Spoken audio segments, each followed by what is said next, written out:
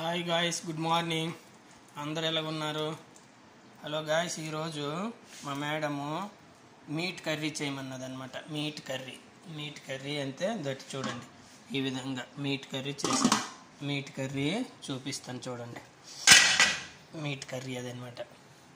ఇది meat curry.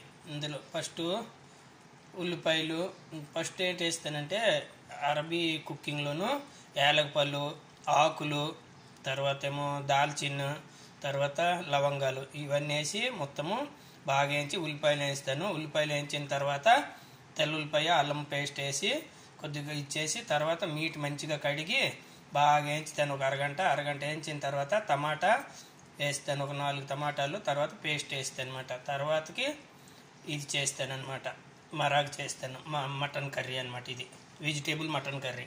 తర్వాత ఇది మేడం కూతురికి వెజ్ బిర్యానీ అనమాట. ఇది ఈరోజు మా మేడం చెప్పింది అనమాట. తర్వాత మా మేడంకి ఇది పుగ్గ రైస్ అనమాట.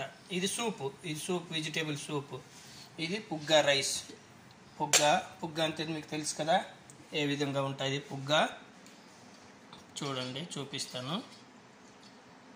పుగ్గ ఇవి పుగ్గ దుంపల్లాగా ఉంటాయి, మట్టిలో వస్తావన్నమాట. ఇది దుంపల్లాగా ఉంటాయి, మట్టిలో వస్తావన్నమాట.